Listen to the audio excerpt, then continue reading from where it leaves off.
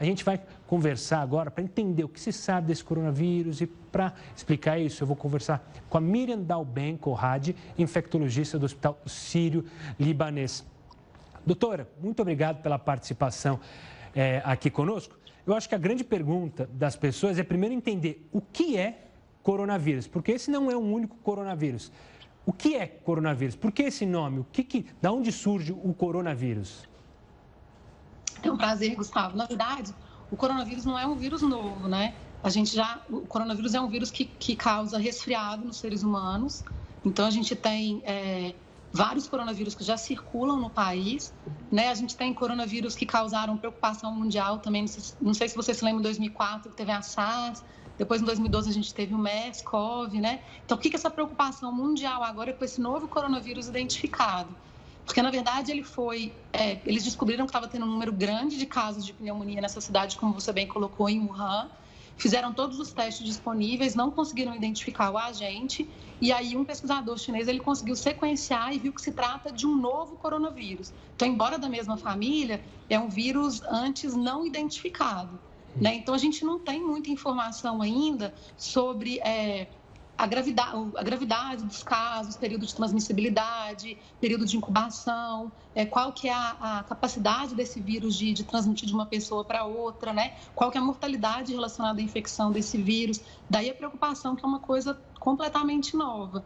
E daí também a atualização dos dados em tempo real, que acontece de forma tão rápida, como você mesmo colocou, né? Agora a gente já tem informação sobre o México, que a gente não tinha no período da tarde, né? Outra coisa importante é assim, existem coronavírus que circulam entre os animais, né? E raramente eles adquirem mutações que fazem com que eles consigam se transmitir para os seres humanos. E quando eles conseguem se transmitir de um ser humano para outro ser humano, daí a gente fica mais preocupado. E foi o que aconteceu agora, né? Agora, inicialmente, os casos eles estavam concentrados em pessoas que tinham frequentado aquele mercado que você falou. E agora a gente está tendo casos de pessoas que não tiveram contato com esse mercado, mas que tiveram contato com pessoas doentes.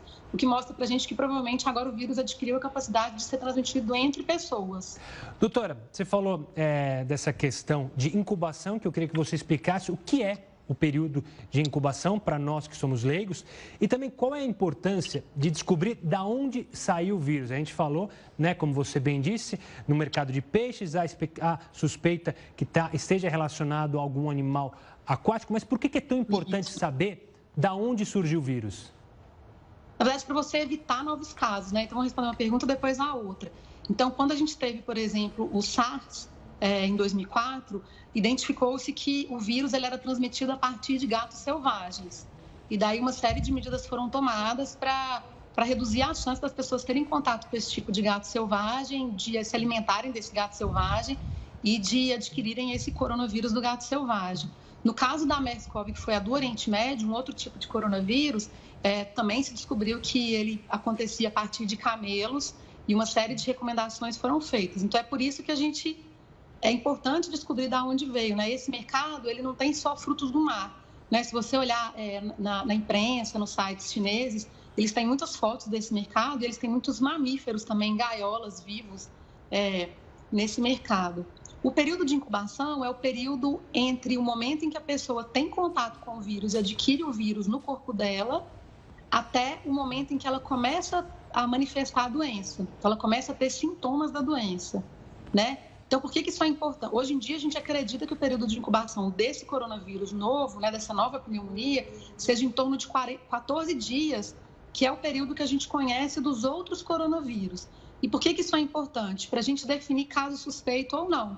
Então, por exemplo, pessoas que estiveram em Wuhan há mais de um mês, muito provavelmente não são mais pessoas que a gente vai considerar suspeitas, porque já passou aquele período de incubação. Mas isso, obviamente, são suposições que a gente está fazendo, baseadas no conhecimento que a gente tem de outros tipos de coronavírus, né? Como eu te disse, a doença foi descoberta agora no dia 31 de dezembro, então ainda vão surgir muitos dados novos sobre essa nova infecção. Doutora, como você falou, essa questão de não é um único coronavírus, já existem outros coronavírus conhecidos, isso pode facilitar na hora de buscar uma vacina, uma cura, um tratamento a ser seguido para os médicos? Até pode, né? Mas a gente tem que lembrar que os coronavírus que a gente conhece hoje, infelizmente, eles não têm um tratamento específico. Então, o tratamento que a gente oferece para o paciente é só o tratamento que a gente chama de suporte. Então, oferecer cuidados intensivos no UTI, se o paciente estiver muito grave, medicações sintomáticas, se ele tiver febre, se ele tiver dor. Né? A gente não tem um tratamento específico, infelizmente, ainda. E, infelizmente, a gente não tem vacina também ainda bem estabelecida para os coronavírus. Né? Existem algumas iniciativas aí de se estudar vacinas, mas a gente não tem nenhuma vacina disponível no momento para coronavírus. Para esses que a gente já conhece.